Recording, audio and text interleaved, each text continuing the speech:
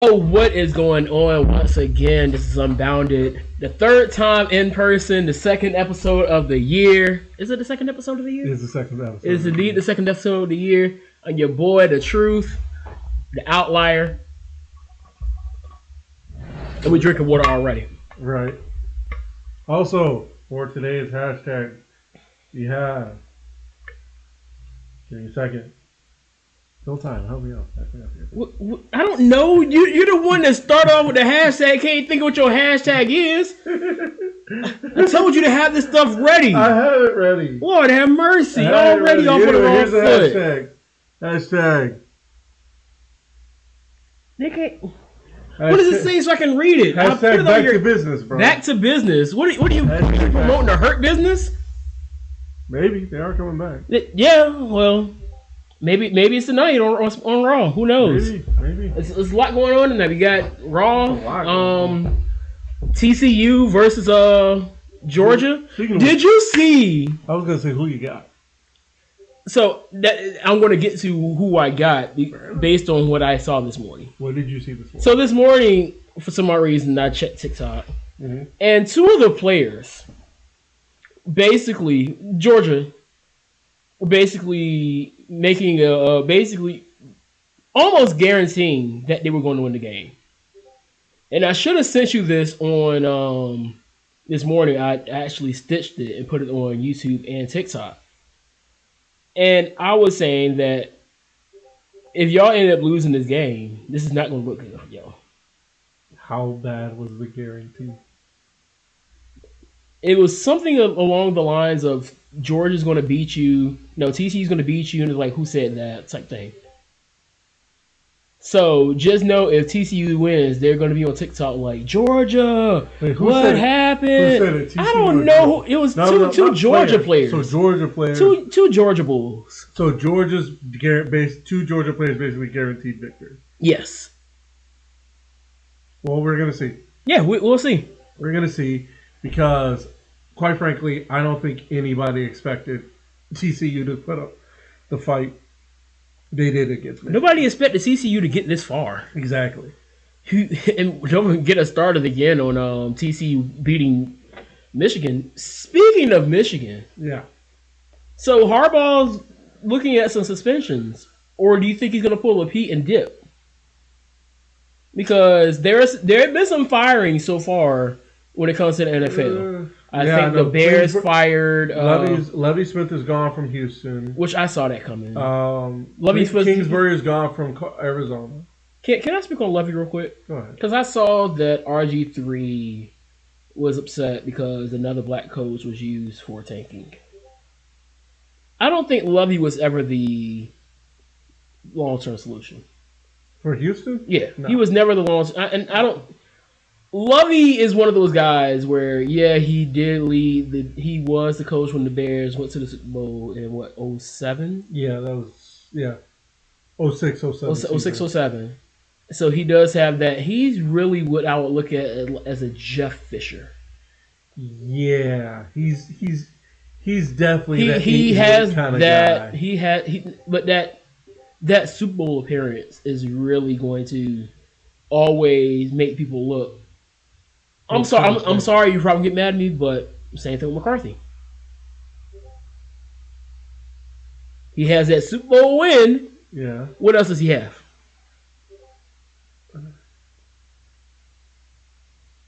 Now, thankfully for McCarthy, successful seasons with Aaron Rodgers until he left. But he had Aaron Rodgers. It ain't but so much sucking you're gonna do with Aaron Rodgers. Yeah, but still, can't get along without the coach. To an extent. But you're not going to suck but so much with Aaron Rodgers. True. Even the Packers sucking now, they didn't suck that bad because Aaron Rodgers had a down year. So we'll get to NFL in a little bit. Yeah, I really want to get into something you said because I still don't know if you're exactly messing with me or if you're serious. But we're going to get to it. We're going to get there. And I'm going to tell you how serious I am about this. But I think it's possible that we see Harbaugh back in the NFL. And I would be shocked. I think where he goes is Chicago. I was gonna say I would like to see him try one more year in Michigan. He's getting suspended, so he's not Oh, staying. then never mind. Never mind. The chances of him being suspended is pretty high, so I think he's probably going to be dipping out. I think it was something about running. Was it Michigan that they ran the train? Oh, no. You didn't hear about it? No, I saw a meme about it, but didn't look too far into it. But it's cool. I don't want to. I don't want to. Nope. Know. Oh no. Too late. No, that's not a. Oh, We're doing this. I'm looking it up, and I'm making sure it was him. No. Where is it at? Let me check the news. Was it Michigan?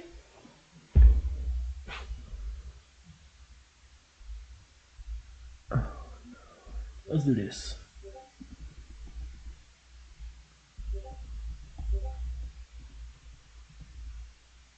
Suspension. And maybe I should have had all this stuff up. So NCAA allegations feature. Michigan football fans are frustrated with the news of NCAA allegations being levied against Michigan Wolverines following what seems like some very minor violations. There was some contact during the COVID-19 pandemic. Oh, wait, what? this is old. That's old. No, this is from yesterday. Rumors swirling Jim Harbaugh's level 1 NCAA violation was for buying a recruit hamburger at Brown Jug. It's got to be more than that. For a hamburger? We're doing this over a hamburger. It's got to be more than that. So what team was it that ran the train? Sure wasn't Oregon? I feel like it's some Oregon. Yeah. It was a Power 5 school. It was a Power 5 school. If you're listening right now, let me know. Because this is really bothering me, and I'm going to find out before we get off of here. Nope, that's 2016. Let's try this. NCAA football train. That is a wild headline. This has nothing to do with it, but this is a wild headline nonetheless. Obese teen lets football team. I'm not reading the rest of that. No.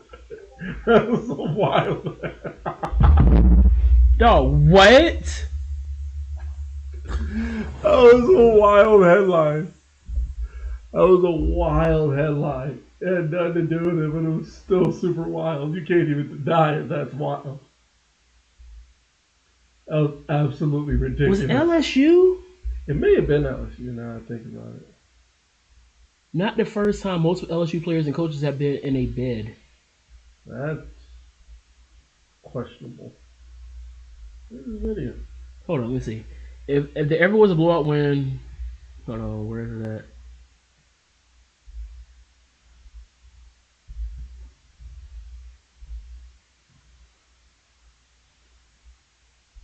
Wait, what? Hold on.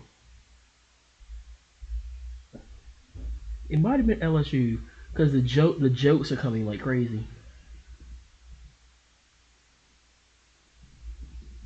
And I think coaches are involved. Yeah, I just found it. I just found it. What does it say? So it says, not the first time, this is from Sportskeeda, not the first time multiple LSU players and coaches have been in the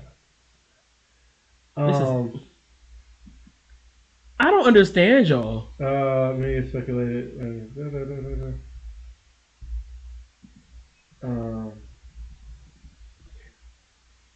No, this is just those are just they're just memes. Those are just memes. So this is from World Star.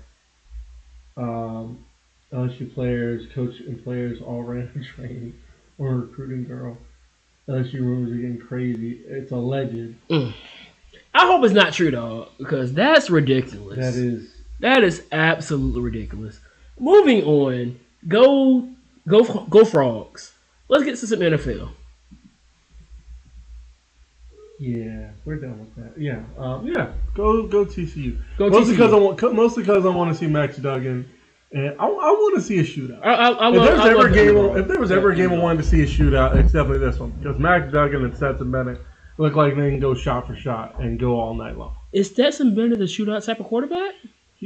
Apparently he is. You see what he did with Ohio State. Fair enough. Right? Fair enough. We know what Max Duggan's about. Yeah, Max Duggan is a baller. We know what that brother's about. I mean, Max Duggan. He's not a brother, but he's shooting up the He's shooting up the draft board. I would think. Is he? I think he is declared for draft this year. I hope. Yeah, maybe. I don't think he's Joe Burrow type where he just climbs up to number 2 because as of right now, number 1 is not going to be a quarterback unless a trade happens. Speaking of which, the Bears are on the clock. That they are. The Bears are officially on the clock. Oh, yeah, he's a senior. Yeah, so the Bears will be picking number 1 after the Texans just blew the tank. I've never liked I've never liked that word, to be quite honest with you. I always thought that you're either, at this point, you're just bad. Well, you're not tanky for anything. You're just bad. Well, I think both could be true at the same time. Like, for example, the Colts, before they got Andrew Luck, when Peyton was injured. I don't look at the Colts as tanking to get that number 1 pick. I look at them and this is just what happens when you've had a quarterback for so long and now you don't have him anymore and now you don't know what to do. But I don't think you tank because you're good and just want to tank just for the sake of tanking. Nobody tanks because they're good. Okay, so you tank because you suck. No, but I'm saying you're not tanking. I think you're just. I don't think you're tanking. I think you're just legitimately bad. I think there is, and this is just me talking. I think there's 2 stages of tanking. What is the first? First stage of tanking is what you're thinking.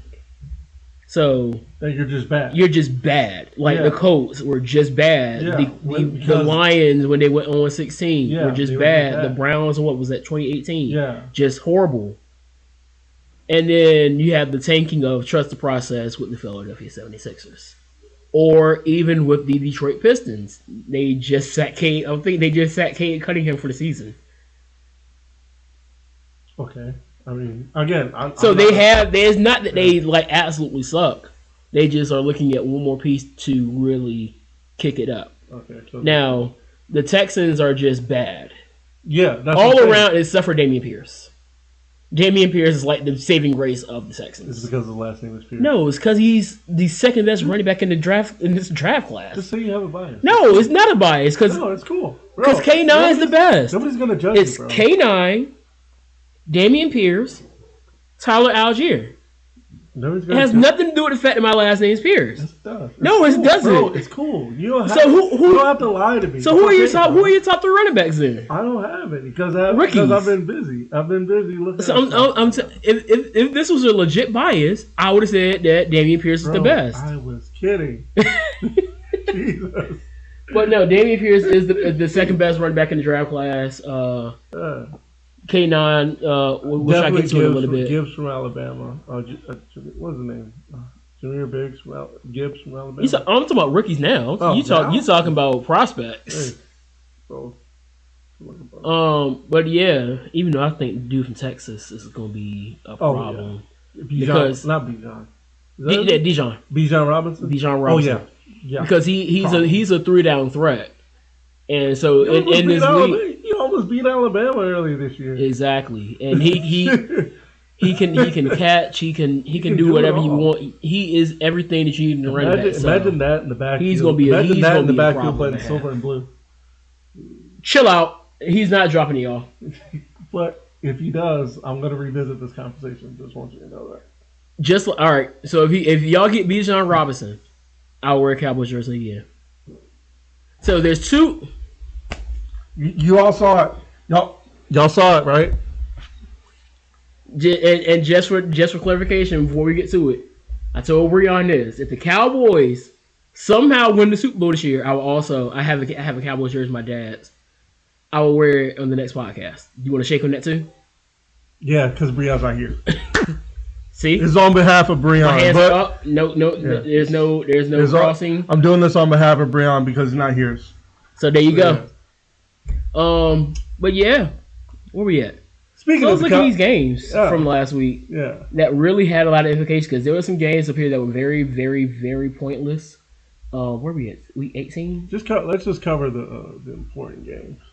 Yeah, that's what I'm saying. Because like, one of them was an important game, but they had to cancel it for obvious reasons. Yeah, which is fair. First of all, we got to talk about that because that happened right after we dipped out because we recorded on Monday, and then that happened.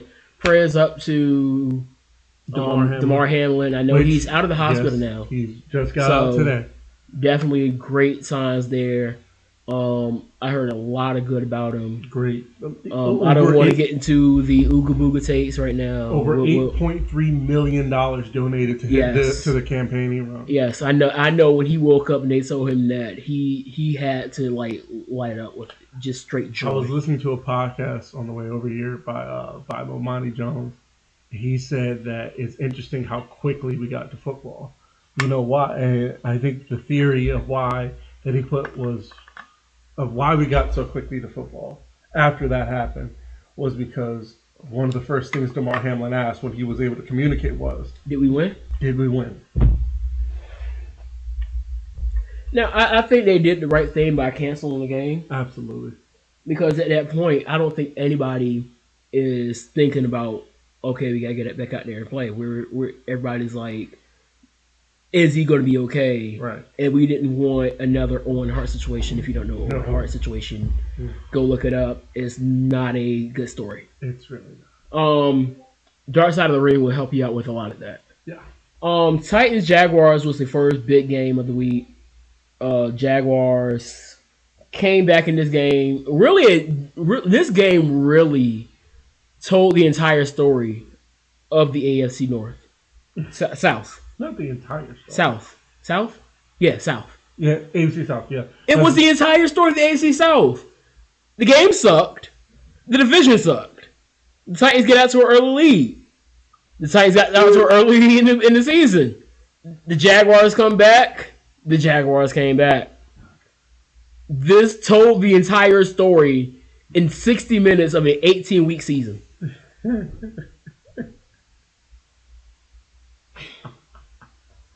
Granted, the Titans didn't have Tannehill, who was helped really get them to the point where they jumped out to the early lead.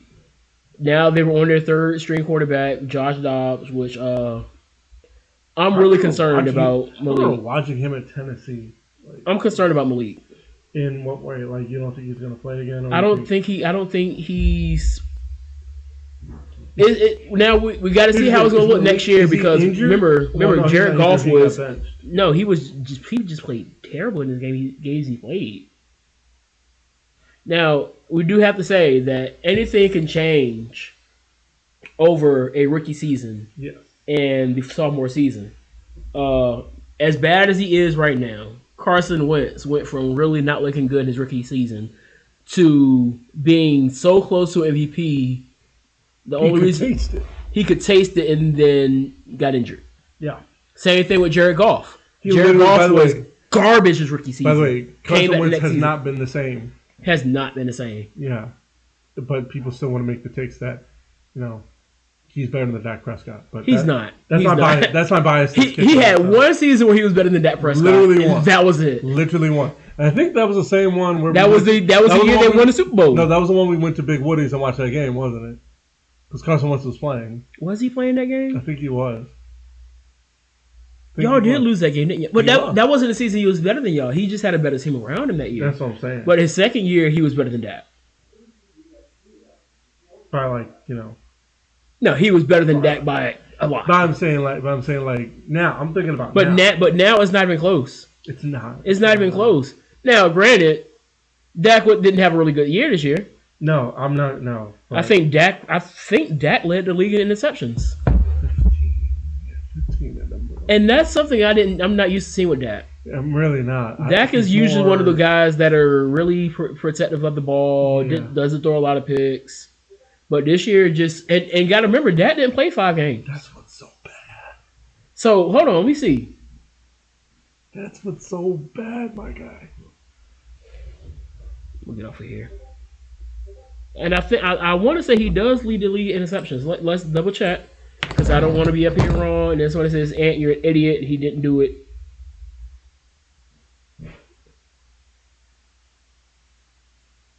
College game day is on right now on ESPN. I'm talking about passing interception. You gonna show me that? Look at this, brother. Intercepted passes. Tied. Oh, with who? Davis Mills. Oh, that's bad. You think he could be the new Red Rifle? Look at him. Look at that. No. Hair. Look at that hair. He is the next Red Rifle. Might be better. Oh, Josh Allen was tied for second. With what? 14. Well, you see how he throws the football. Yeah, he's. I don't like comparing, but he's almost Brett Favre. If Brett Favre were mobile as Josh Allen, that would be him. Pat Mahomes is up there with 12. Mind you got to take into account how much these guys throw the football. A lot. Geno and Russ tied with 11.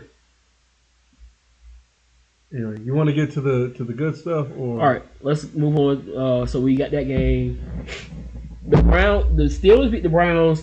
No, the Steelers didn't make the playoffs, but the Steelers did finish off the season with a winning record. So shouts out to. I was happy. Mike, I told you I root for Mike Tomlin. I hate the Steelers, but I root for Mike. That game really didn't matter. The Bears losing helped them to get the first pick. I'm going to say this. Pats lose. Our game didn't matter. I'm going to say that. Yeah, that didn't matter. Even though our game didn't matter, but I had to stop because they were like, could the Washington upset the Cowboys and say, how is this an upset? It's a rivalry game. I don't look at rivalry games as upsets.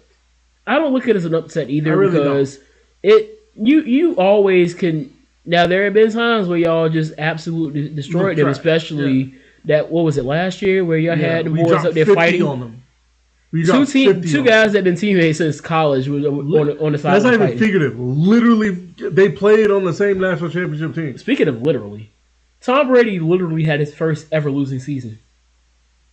I'm talking high school, college, and pro. Well, we got to continue that trend. But I don't want to speak. All right. Here, I'm trying to manifest something. Well, I'm going to get to the manifestation in a minute. Panthers, that game didn't matter. Texans Colts absolutely did not matter. The Texans just, I think they're now second pick. 49ers, Cardinals didn't matter. Cowboys, Commanders didn't matter. Especially after Eagles clinched the number 1 seed. That's why I had no faith. Seahawks win 16-19.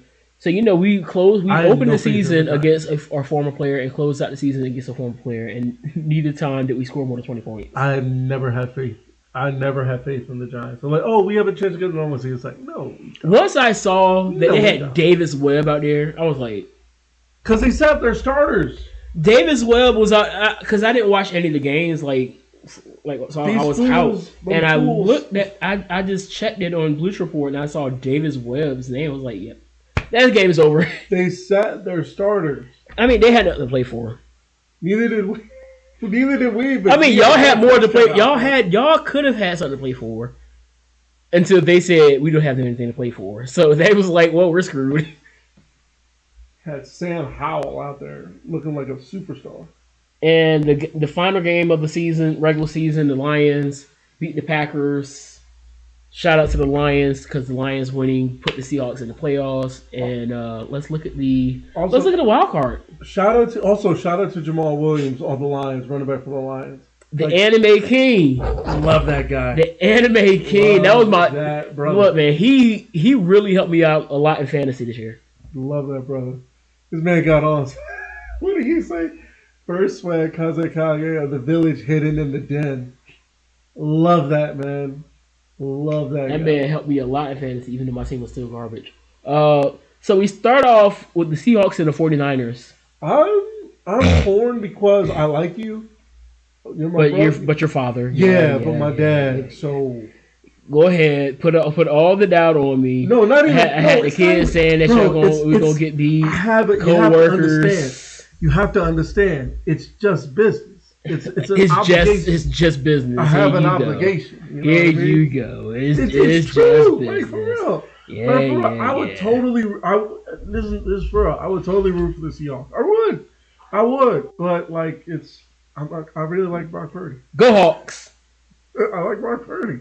I do. Look, I like Brock Purdy. I said, I look, became a and fan of Brock honestly, Purdy. I do have the 49ers on this game. And I was joking about it, but honestly, I could see it happening. I could see the Niners making it to the Super Bowl and Brock Purdy being the first rookie quarterback to start in the Super I Bowl. love that. However, I did hear news that Jimmy G could possibly be back, 49ers, which will ruin my whole I story. want you to listen to So this. if Jimmy G comes back, I hope y'all lose. I want you to I listen to only this. root for y'all with Brock Purdy. If y'all make that mistake and sit Brock Purdy, who's undefeated right now, in favor of Jimmy G, the guy who actually took y'all to the Super Bowl and couldn't get the job done. I mean, Look, yeah, if you sit Brock Purdy, I'm not rooting for you. yeah, That's the only way I would root for the 49ers. yeah, because they're like a well-oiled machine. That defense is nasty. It is. I think that there's a possibility they can get Debo back. Oof. Oh. If they get Debo back with Ayuk,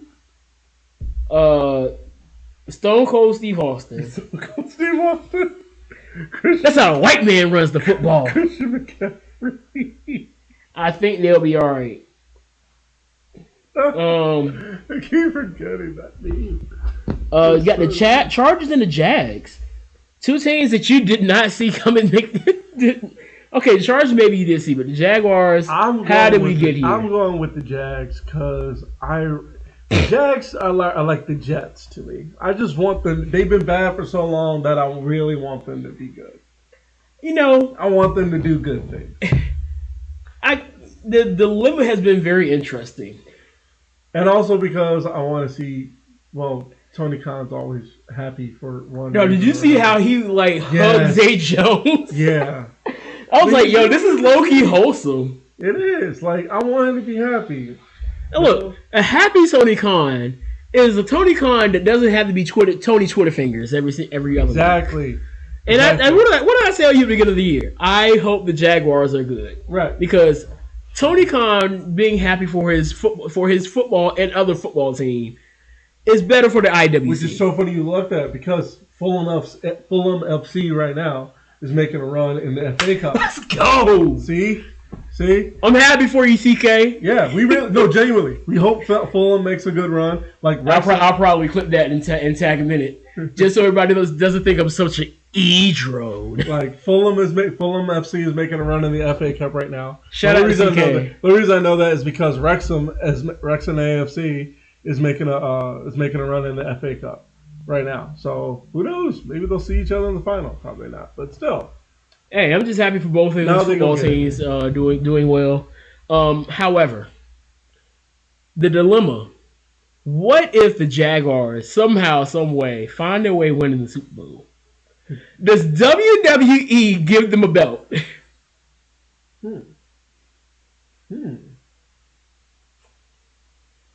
And if WWE does give him a belt, does TK go on Dynamite with the belt and pull a Medusa? I wouldn't go that far. I'm sorry. That was some petty stuff. That is way beneath me. I'm sorry, y'all. That's beneath me. Well, what he could do is he could.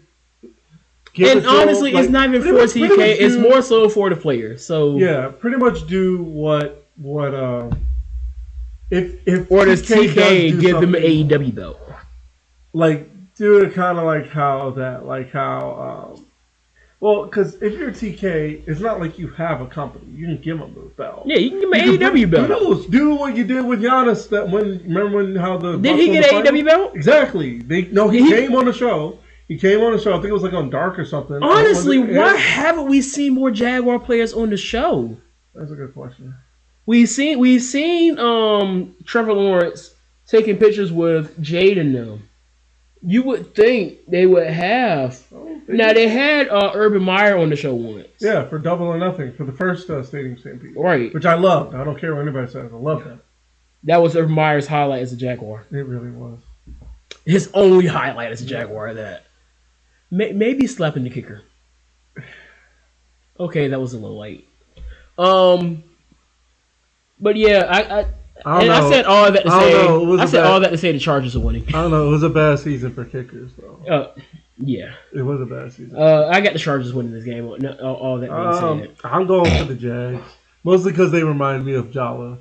How is it because they're the Jags, or is it because they remind you of Jala? Just look at. You just remember how they stylized it on the helmets. Yeah. Yeah. Dolphins, Bills. Yeah, the Bills are going. Josh.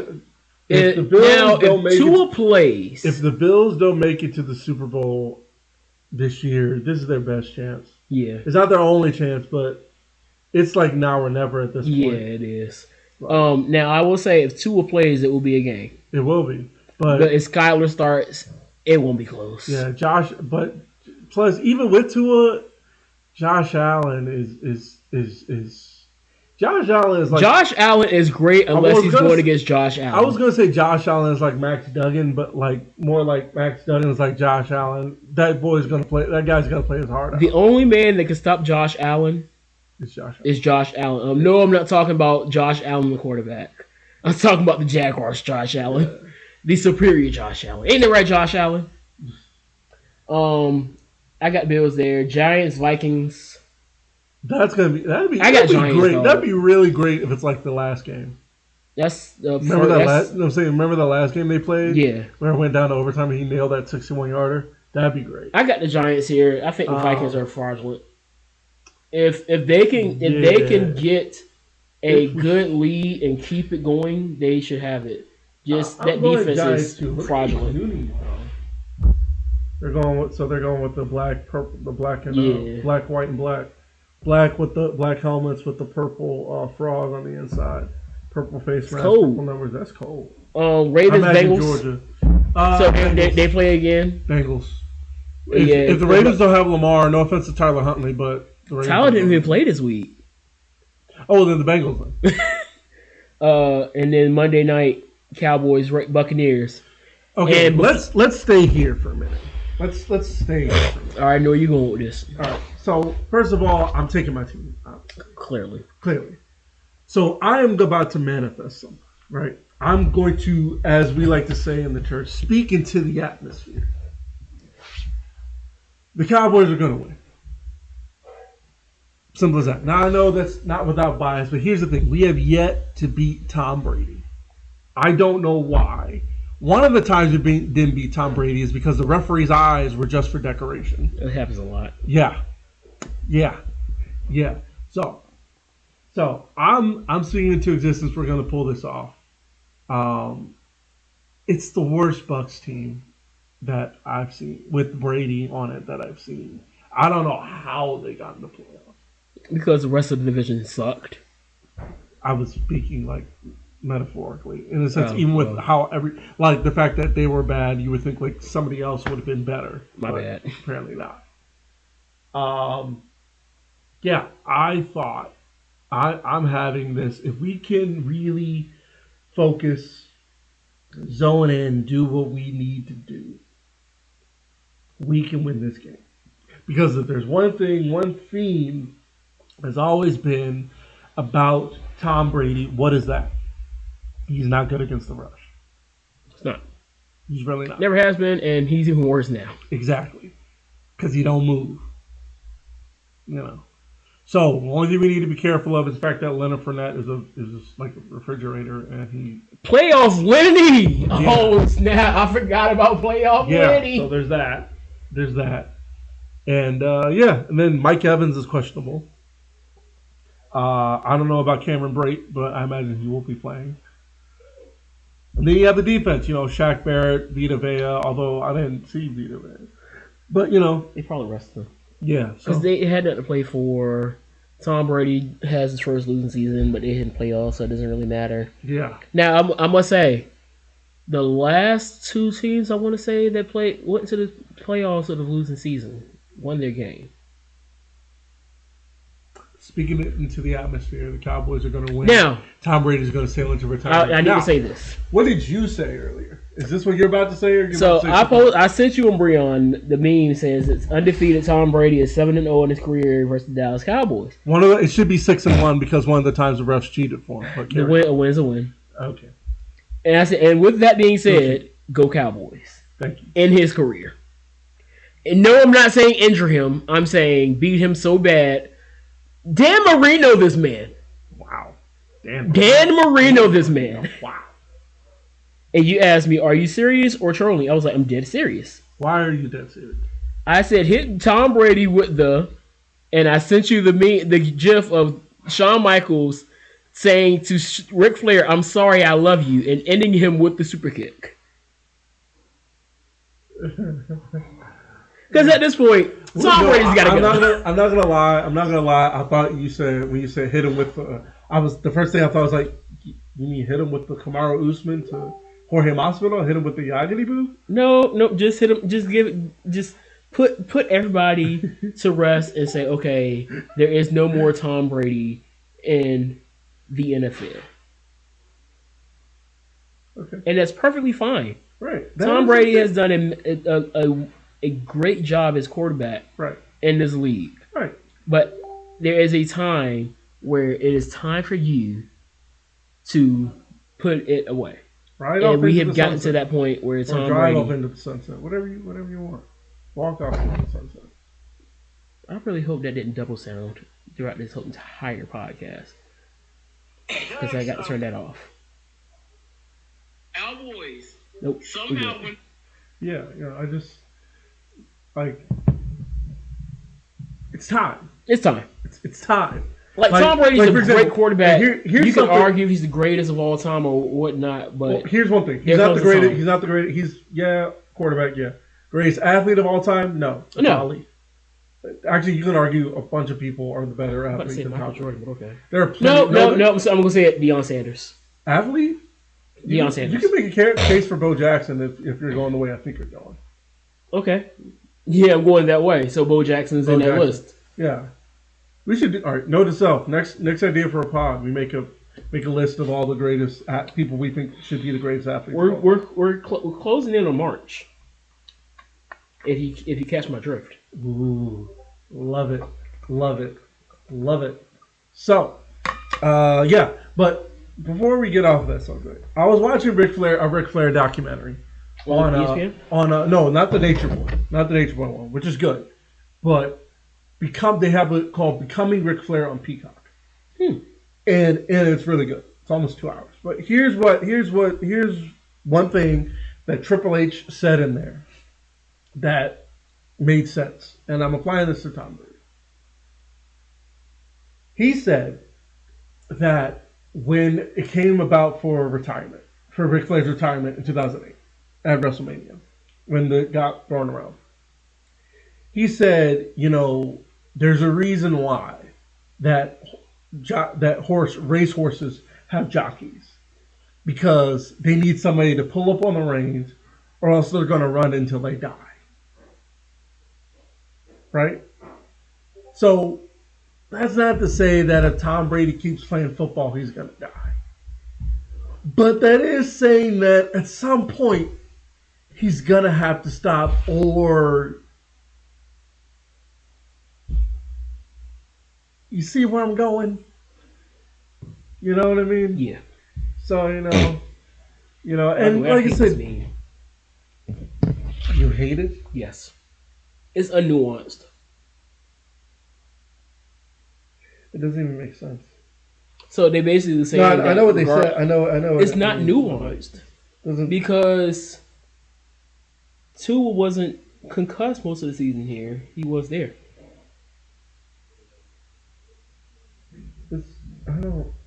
They're like so much nuance, but okay. All right, but yeah, and they made the playoffs. So the point is, Tom Brady.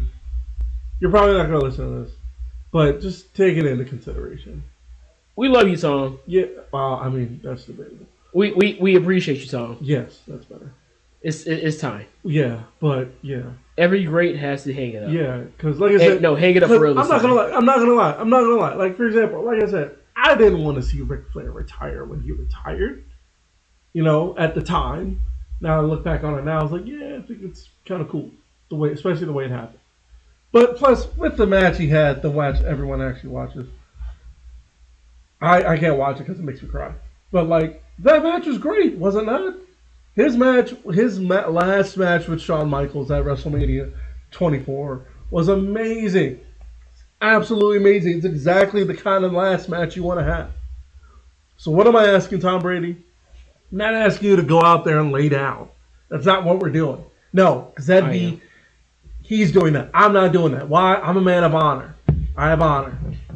I want you to go out there and I want you to give it your all, but go down with honor.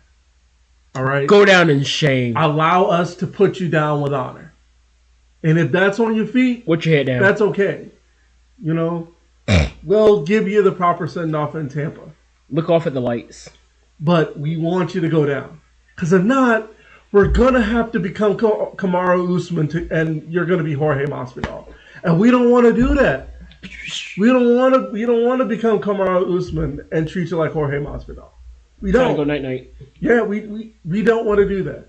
We would rather treat you like Old Yeller minus the rabies. Go hug your children. Just take you out behind the woodshed and emotionally just put you out. That's it. With love. With love. And well, less love for me, more respect and admiration and appreciation for the work you've done for the league. Yeah. And I'll still be salty about Super Bowl 49. I will still be salty about that last time you played us as a Patriot. Moving on. Let's get some wrestling. Before we get into what we are going to start, the new series is going to start.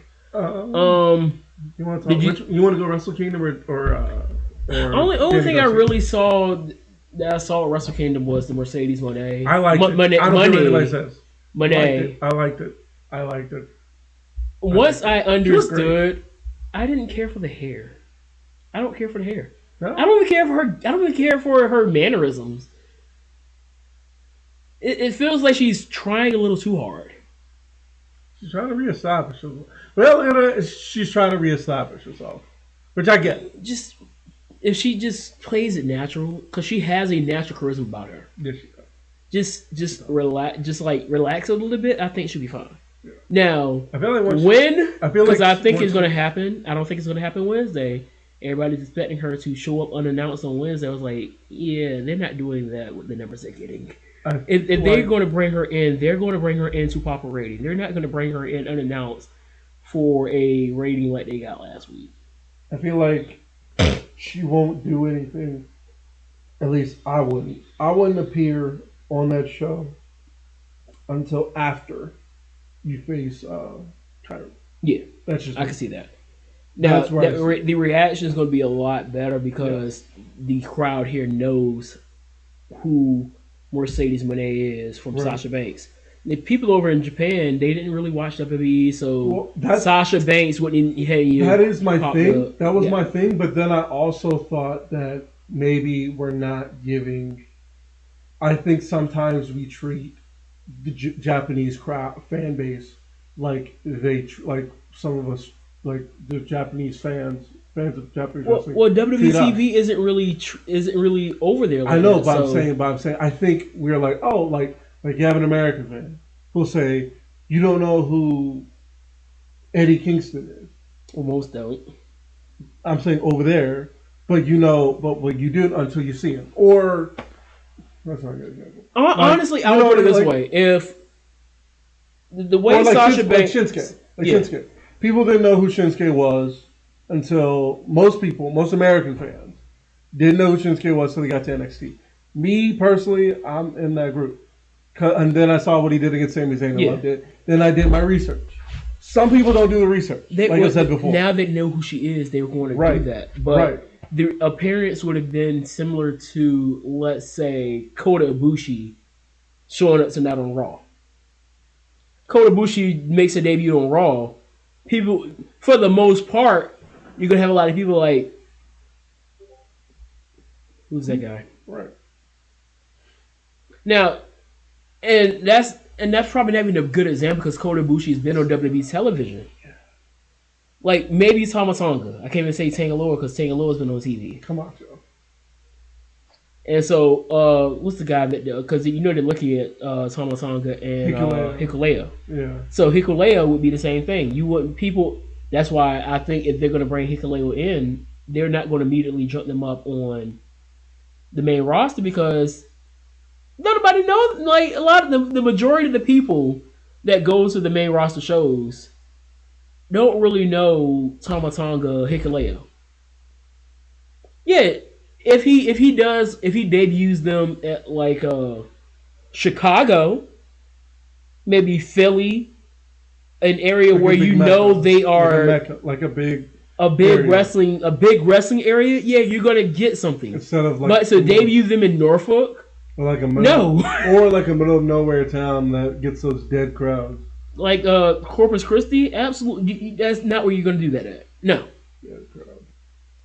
But yeah, outside of the hair, the presentation, and the miscommunication on the move, which I think is a little bit too much. I think a regular DDT would have done the job, but that's just me. I think it should be fine. I think so too. Everybody's overreacting about it, and that's what the IWC is going to do. Yeah. But let's see what happens when she actually gets through her match. Yeah.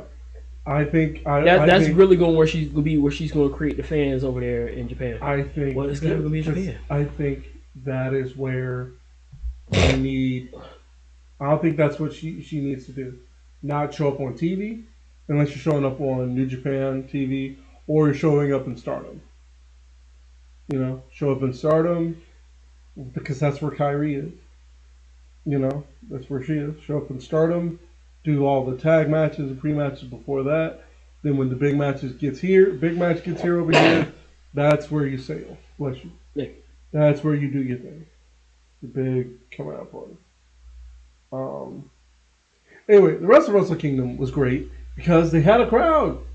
Sure, it wasn't sold out like it normally is, but still, like, people were making noise. It wasn't quiet, which I liked. You know, it was like refreshing.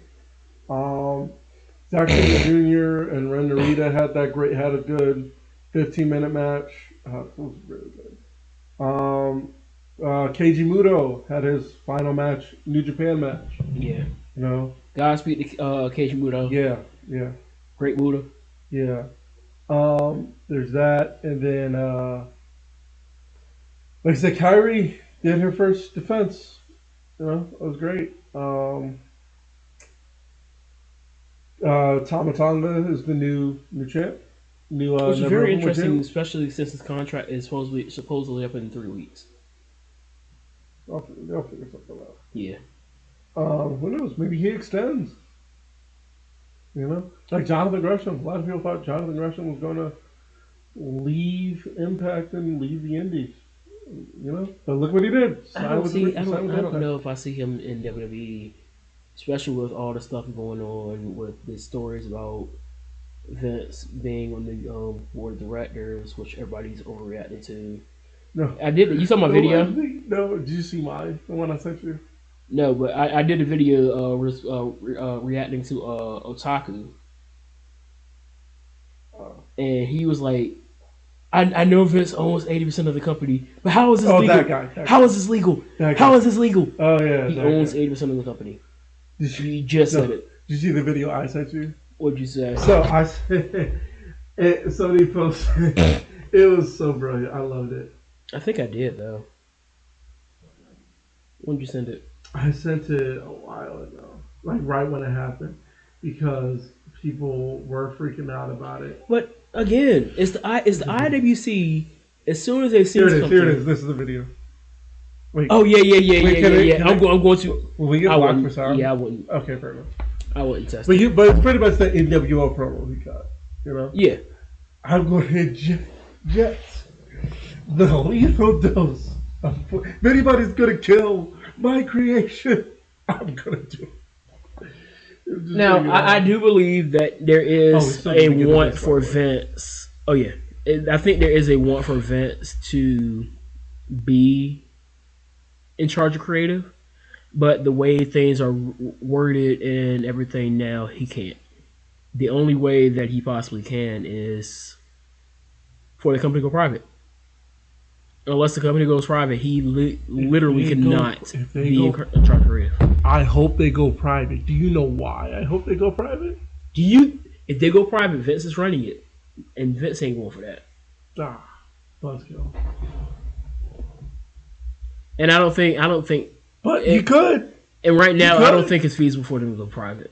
But I think them being public is helping them financially as well. What? I think being public right now is kind of helping them. Something wrong. But I mean, they did it though. Well, they did it safe. That was a very safe way about going about it, and it worked. Here's the thing, because Tozawa did not strike her. That is what I've been saying. It's not like you can't do it. It's not. You can, like, you mean to tell me you can't scramble? You can't have a technical grappling classic for like 5 minutes on national television. Is what you're saying? Yeah, you're right. You can. That's totally feasible, right? So if Rhea Ripley, right? Rhea Ripley and AJ Styles get in there and have a grappling, grapple fest, huh? President AJ, save hope for speed recovery. So who are they feuding with now? Or are they just right now? I don't really know. So put it this way: if Rhea wanted, or better yet, if Charlotte wanted to have Charlotte and I get your point now. You see what I'm saying? Yeah. You get one of the best, your top female talents. They say, you know what, we're gonna have a 5-minute whatever. You know what I mean? Yeah. And like somebody we know is good, like Drew Gulak, who's technical. He gets in there and is like, let's do it. Like not even on Raw and SmackDown. Do it on main event. Nobody watches that shit. Yeah, do it on main event. Sorry. But you know what I meant. Do it on main event. And you have it, and they go out there and they have a 5-minute or like 7-minute scramble fest. Grapple fest, and you get what? I can. Or even Chad Gable.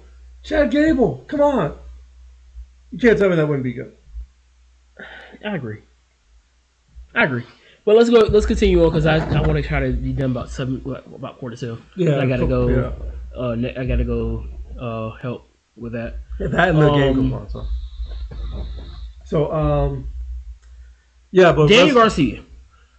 I was gonna say Kenny and Kota reunited. Okay, that's dope. And Daniel Garcia kicked the fan. Yeah, I saw that. And a lot of fans were basically cheering it on, but here's the issue.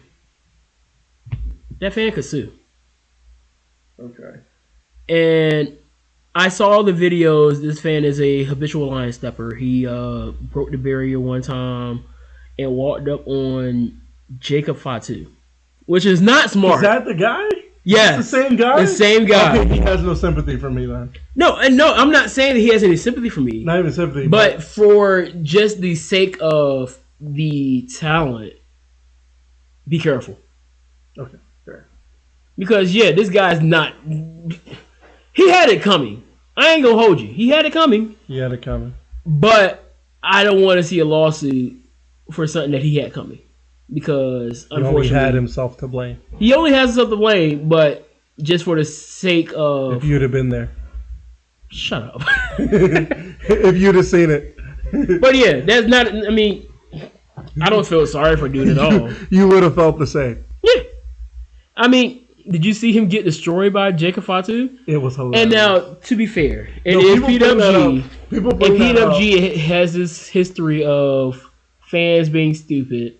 People bring that up when that last video popped up when the black guy, when he got into it with that, he was gonna kill that guy. But PWG has done this before. You know about the Super Dragon story. So it's just something to be really careful about, and especially now our society is a lot softer, and just the fact that I could do this and ISIS want to sue me. I'll wait for the subpoena. No, we can't fight right now. No, We got to continue. We got to finish. All right, let's do this real quick.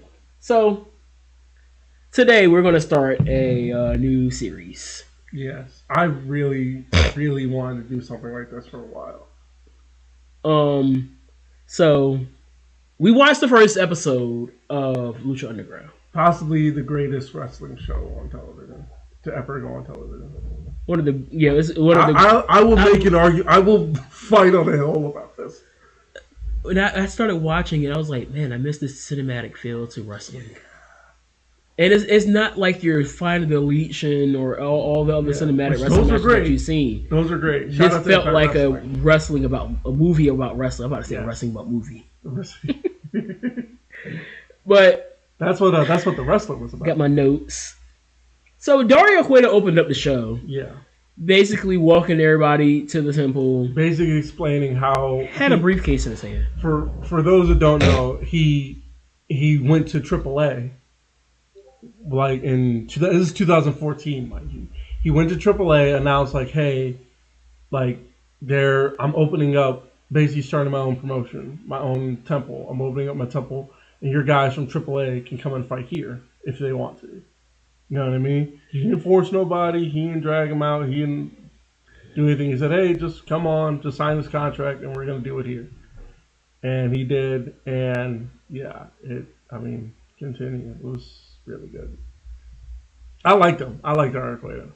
I liked the character. Yeah, I did too. So in the briefcase was $100,000. Yes. And he offered that up to the most impressive person he saw fighting in the temple for this episode. Yes. So he introduced the first match, which was Blue Demon Jr. versus Chavo Guerrero Jr. Yeah. And you know the first thing I noticed during this match? What's that? Rick Knox. Yeah. What was up? What happened to his hand there? As you see my notes, my first thing I said, what happened to Rick Knox's hand? Because he had on the cast. No, he had on the cast. It may have been before that. Because mind you, he's also a ref, not just there, but also I think he was doing PWG stuff at the time. Yeah. Because that was right when... I'm pretty sure... That was right when the Bucks were doing... Indie refs are... and like Ring of Honor and stuff like that. They like travel refs were going everywhere. Yeah. So I wouldn't be surprised. It wasn't anything really... It wasn't anything that really stood out through this match. This was your typical... It was a really good match between two legends in Lucha Libre. Yes. So nothing that was really crazy about the match. There wasn't any crazy big story about it. Nothing like that made you pop out your seat. Just solid. I think what it did was definitely serve this point. Like if you're not sure or haven't really heard of Lucha Libre or what kind of style, how it looks, this is what it looks like. Now, there was something that led up to it later on in the show, but we'll get there as we go through the show chronologically. Blue Demon Jr. won here. I don't know what that move, the finish submission was, but it looked really good. Looked like a reverse sharpshooter. It was like a sharpshooter, and then he pulled the armbar. So I was like, wow, this is actually pretty cool. Yeah. So that was a pretty good start. We come back from the break. Conan is in Dario's office. Which I love that it's right there. Right. Literally right there. So he's talking about, you say you are welcoming all these talent to come and fight in your temple. I have a guy. Yes. And so he's talking about Prince Puma, which I'll get to in a second. Yes. Because at this point I was like, okay, Prince Puma, whatever. I'm going through the show as if I've never watched it. Yes. We both are. So... Well, I'm trying. As you hear my notes, really trying. As you hear my notes, you're going to really understand what I mean when I say I'm looking at this as if I've never seen it. I'm really trying to look at it from. Isaac's probably going to get mad at me in a little bit. So Conan has Prince Puma and Dario Cueto saying, "Well, I'll put Prince Puma up against a guy that we're going to be debuting tonight, Johnny Mundo." Johnny, I got so many doggone names in the world. Johnny Elite, Johnny Mundo, Johnny Hennigan, Johnny Nitro, John Morrison, Johnny Impact. Johnny, I'm gonna jump off the fridge. Johnny, I'm gonna jump off the fridge. All right, so that was basically all that was, and so then they introduced Prince Puma. Nothing really stood out to me at this point. It was a pretty good, nice little promo package. Yeah. So then we get to our second match. Son of Havoc versus Sexy Star. And I was like, okay, what's so sexy about her? And I'm trying to not think about what happened after everything went down and the story that we know about Sexy Star now and what she did. All that's out of the window because we're going to, again. I can use that because I heard about it. So, yeah. Seeing that, I was like, I wouldn't necessarily care for her because of the issues that we know about. To me, I thought about that, but at the same time, rewatching Lucha Underground made me flash me back to a time. Honestly, we're gonna get to we're gonna get to the real purpose of why we did this. Like after we go over the show. So before the match even starts, Son of Havoc says, "I'm not gonna wrestle you." And he tells her to get out the ring, take the 10 count, and dip. So she gets out the ring, the ref counts, she hops back in and kicks him in the back. So we're continuing with the match. Interesting thing here is Son of Havoc won with the backbreaker. Yeah. Kind of with the dirty pin to it, but I like a simple finish. Yeah. I like a simple finish. Yeah. Most of these finishes, that's what I loved about it. Most of the finishes weren't overly complicated. Yeah. And they were clean. You know how I feel about clean finishes. Yeah. After that, we see Chavo in the back coping with the fact that he lost the Blue Demon. Not just lost, tapped out. Yeah, tapped out. So, tapping out is already bad enough. Losing's bad enough, but to tap out, that's just like embarrassing. Yeah. So Dario comes back there and basically is like, what happened? You're supposed to be this legend. You're out here tapping out. What would your dad think? What would your dad think? What would your uncle think? And I think that because, his uncle, Eddie Guerrero. Great. So Eddie Guerrero. That hit. And then he said, you're not going to get this $100,000. And then teases a big debut and basically left with the cliffhanger of 1,000 deaths. Yes, 1,000 deaths are coming for us. And knowing me, I was like, okay, 1,000 deaths. I know this is a this is really a Spanish thing. And I was like, Mil Muertes? What the heck is a Mil Muertes? What the heck is Mil Muertes? And that was okay. I like where we're going here. So somebody's dying 1,000 times. Mm-hmm. And so then we get to the main event. Prince Puma versus Johnny Mundo. Right. And I noticed something looking at Prince Puma. I was like, this guy looks like Ricochet. And so I'm going to continue my notes. He even moves like Ricochet. And then I write, not Ricochet was so impressive, Vampiro gave a standing O mid-match. Not Ricochet. Yeah, from now on, Prince Puma's name is not Ricochet. So, as we continue on with this series, if you are new here and you want to know what the heck do I mean by not Ricochet, just come back to episode 1. And the leg slaps sound like clappers. You remember in band, the clapper? Yeah. It sounds like somebody's back there every single time they do a leg slap. Also, other notes that I have, I put Rico missed a standing moonsault and turned it into a standing shooting star press. And then, oh my gosh, Johnny connected on the end of the world. Something that he rarely connects. He connected here and won. What were your thoughts on this match? This was a really good match. I thought it was a great start to what would be a legendary run of wrestling television. Legendary. I use the word legendary, not ironically. legendary run of wrestling. There needs to be a television. documentary about this There entire should series. be not a Dark Side of the Ring, like a documentary, because Would it be a Dark Side of the Ring? With the way it ended and how it ended. was it dark though? It wasn't. Was it like? It wasn't Herm Abrams dark. Because here's the thing I've noticed about Dark Side of the Rings. They're dark.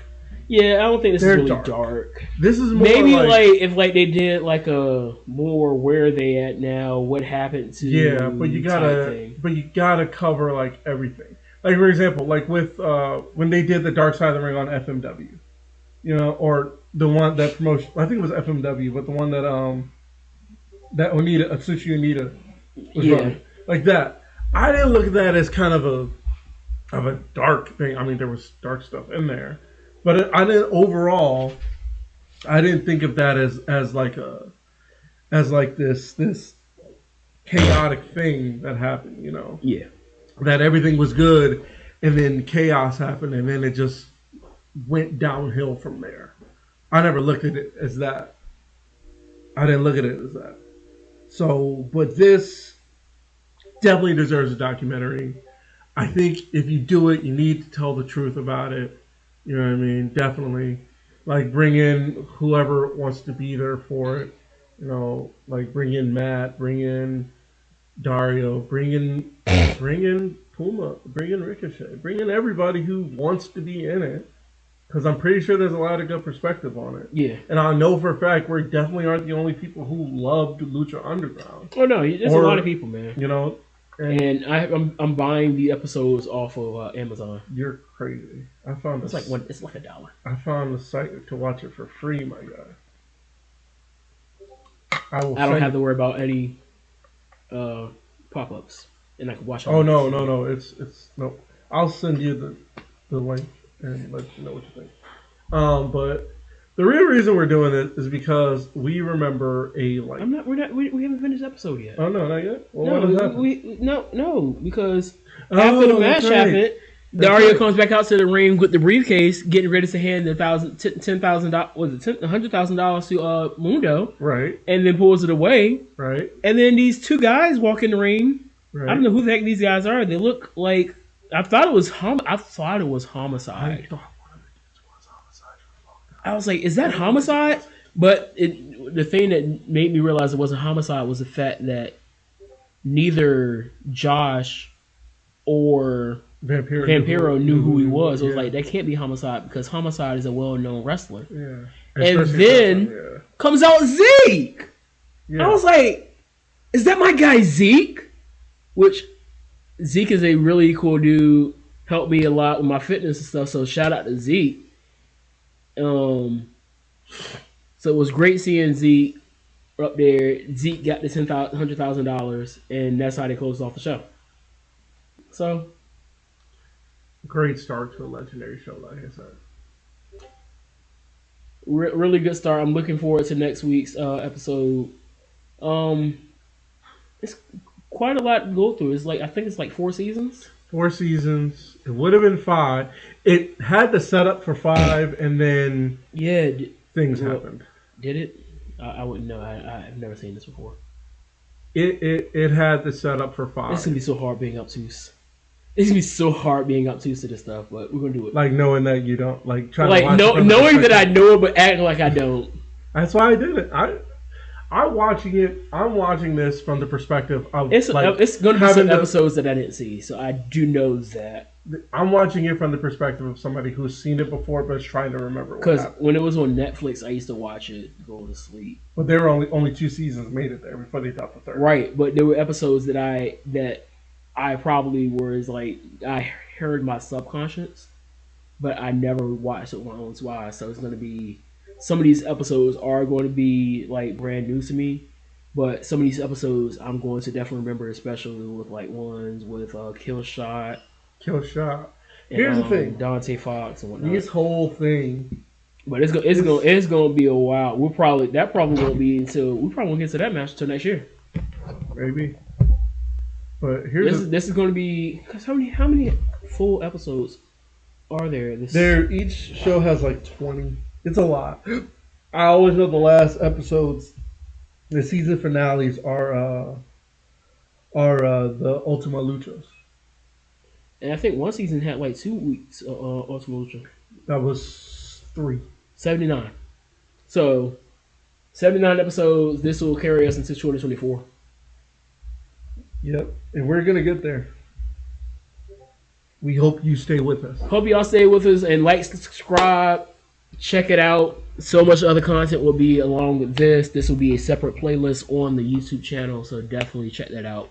Definitely check out Lucha. I'm serious. Watch Lucha Underground if you haven't watched it before. Hey, if you get ahead of us, so be it. I'm telling you, it's good stuff. It's gonna be fun. Dang, it's so hard trying to make a separate video within the podcast. Moving on, let's get to some music stuff now. So Yeah. we saw a take, and this is gonna be the last thing we really get into before we get up out of here. Yeah. So where is it at? It was a quite a few takes we've seen with music over the last few But it weeks, was and a we've good been take. waiting to get to. And I meant to bring this up last week, but I think everything kind of happened so I have quickly one that of we the takes missed right it. here.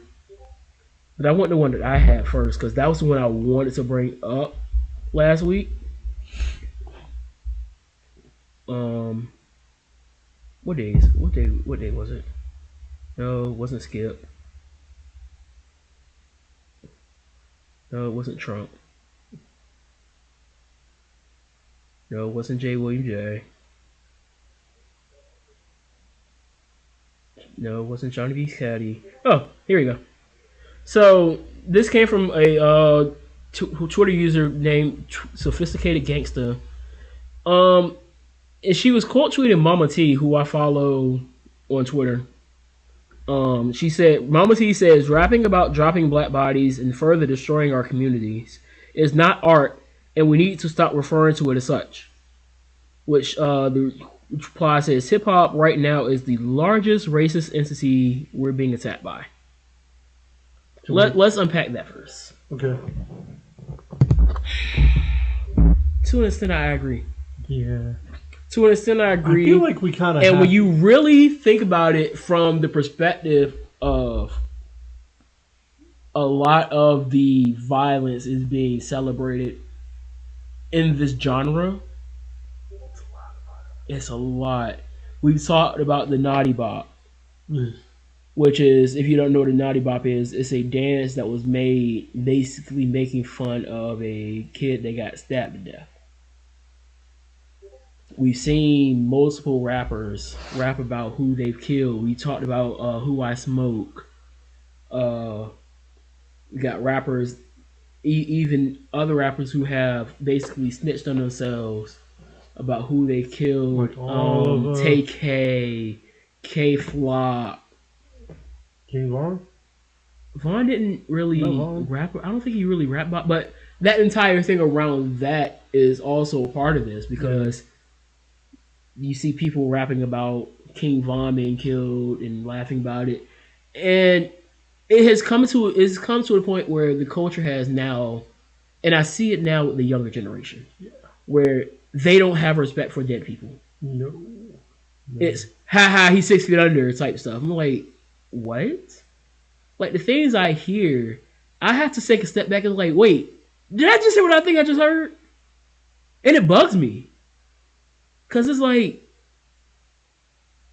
they're seeing all these people get taken out. Now, what I fear is the big thing now, and I think they think this is like their Tupac versus Biggie, which is ridiculous. No. It's YoungBoy versus Durk. First of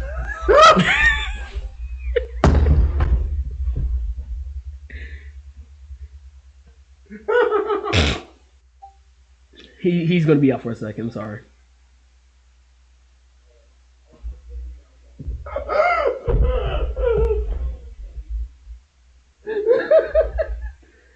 I'm sorry, but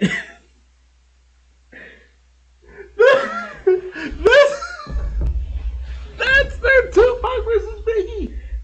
I'm guessing that's what Them. They're I don't know, dog. What's going on, Iman and Mitt?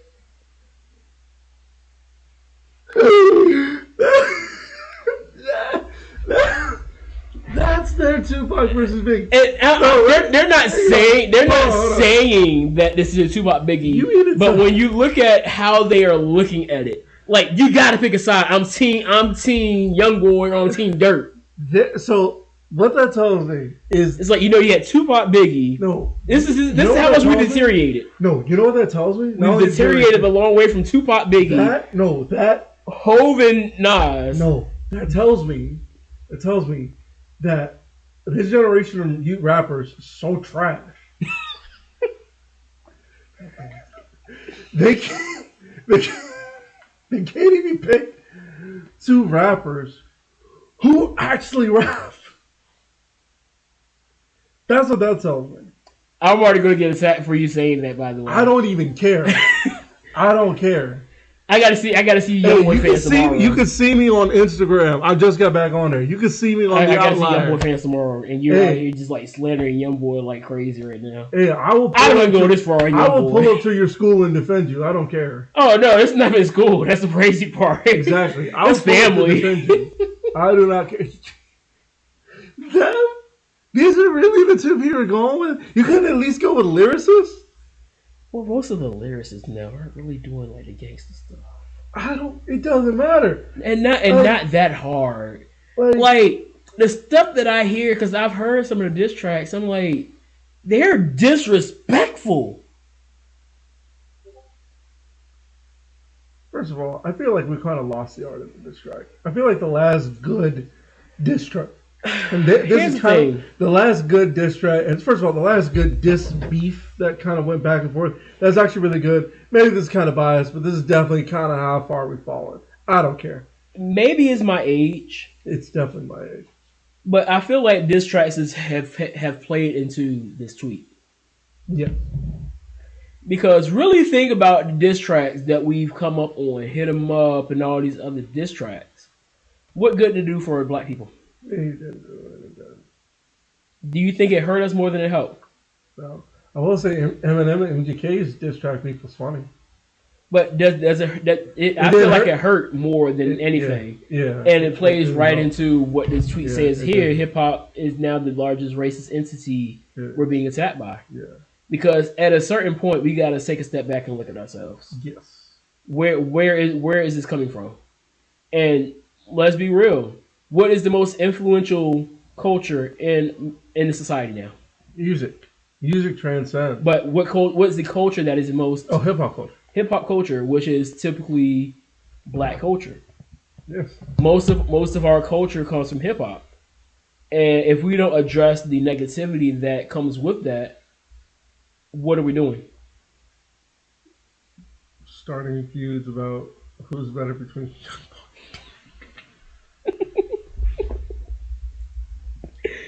I don't care. Listen. You can see me on at the outlier Isaac. In fact, if you have any other beef with it, you can find me because I just pulled up, brought up my Instagram. So I'm gonna give y'all my new username because I don't care. My username on Twitter is @Calder75, all lowercase. You can see me on there. I don't care. I do not care. Your current rappers are trash. What hip hop? Here, I got you. I have Liberation. I got it set up. I already got it. I don't care. Your current rappers are trash. That's a terrible feud. You know who wins that feud? Nobody. I was gonna say the people who wins that. Who wins that feud? The people who don't listen. Oh, that too. Anyway, this from Hip Hop Liberation. Shout out to Hip Hop Liberation. Yeah, real cool dude. Genocidal rap is our contemporary rap culture. Exists to ensure that, which is our contemporary rap culture, exists to ensure that an entire culture and generations are destroyed.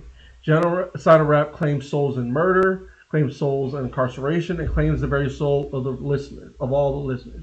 Genocidal rap must die. So I wanted to bring this up because I'm going to show you my playlist, okay? And if you will do me the courtesy of showing me your playlist. Honestly, I don't have a legitimate playlist. You just have albums. No, I do listen to albums, but usually Alpha just mixes. Okay. So here's what we're gonna do because I, I'm gonna look through my most recent favorites list, which was actually updated today.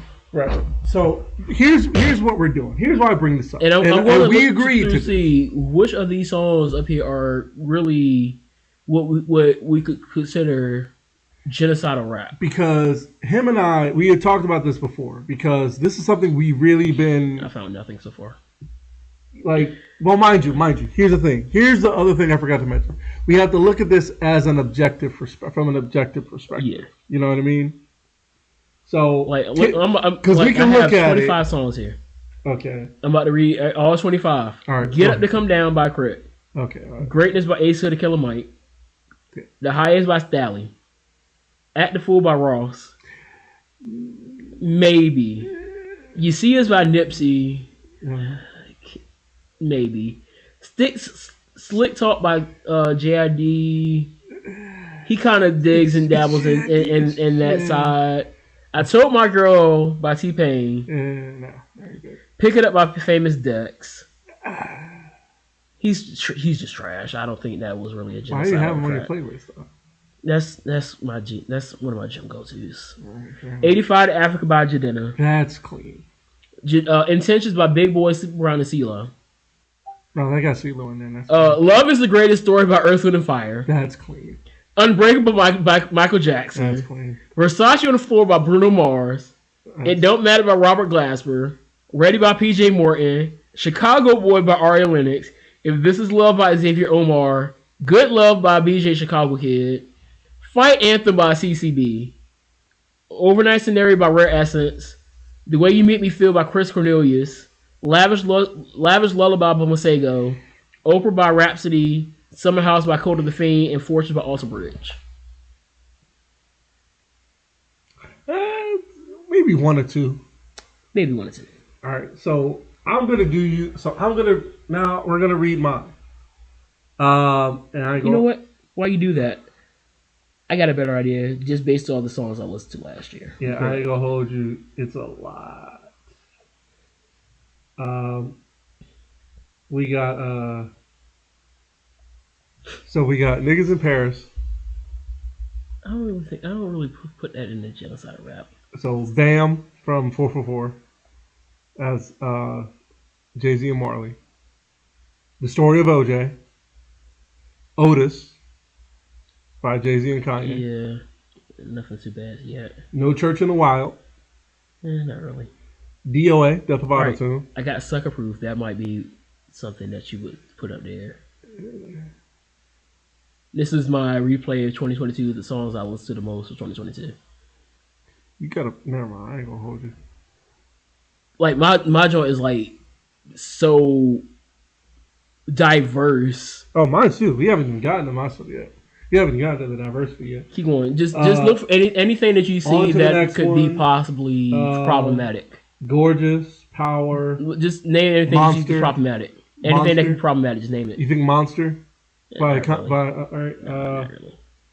Click. Not really. Mercy. Not really. Black Skinhead. Kanye really isn't the type to do songs like that. I can't ever think of Kanye or Ye doing anything of that. He's not. Ye's never been that guy. The Devil Is a Lie. That's Ross. Ross really ain't that guy either. Yeah. Ross would be more of the drug thing. So yeah, that's problematic for another reason. That leads into the next song, Pirates. I saw the preview, music video for Pirates. It's basically about like him on the coast of Miami driving, like taking boats of drugs over. That's problematic in his own. It is problematic, but it's not. It's not on what we're talking about. Old Town Road. I just said that to mess with you. Moving on. That's a lot of. That's all rock. That's all rock. Am I Psycho? Hey, even my top songs of the year really aren't. Am I Psycho by Tech Nine? That's more about like. I really don't listen to a lot of that stuff. A lot of Tech? No, a lot of. would you consider genocide rap? Well, here, let's get to the good even going back to 2021. All right, like, let's get to the hard stuff then. Let me get to the hard stuff then. And I really got like 10 minutes. West Side Gun. Griselda.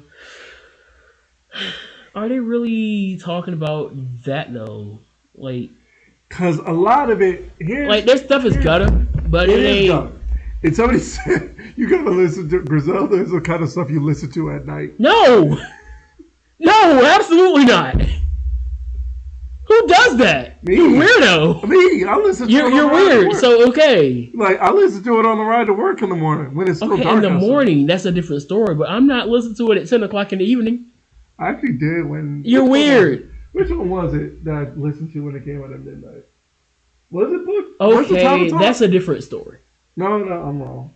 If you're listening to it when it first drops at midnight, that's a different story. But if you're out in the street listening to Griselda on a night drive, you're weird. Guess what I'm gonna do just to mess with you. If you want to be weird, that's not my problem. Yeah, no, but all right, here's another thing.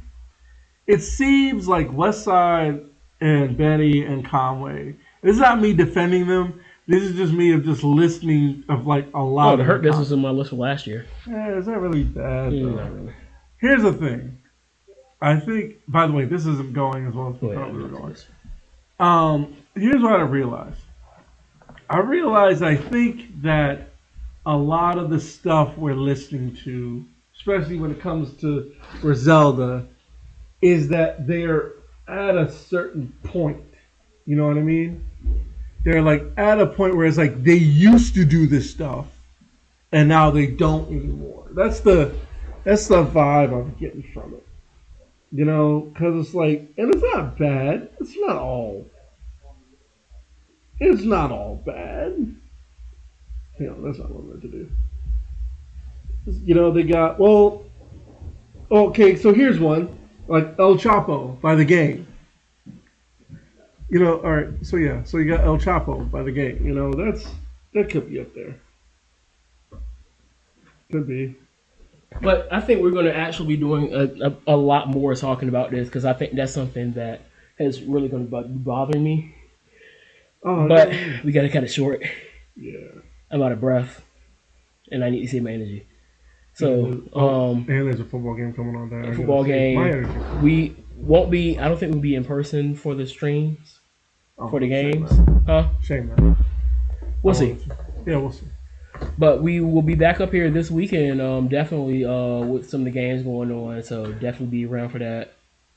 We're gonna try. Because Saturday I plan to be with Sim. Okay. That's the plan. So, with that being said, we're gonna get up out of here. Peace, love, Pop Tarts. Always remember to drink your water. Oh, I'm so out of breath. Peace.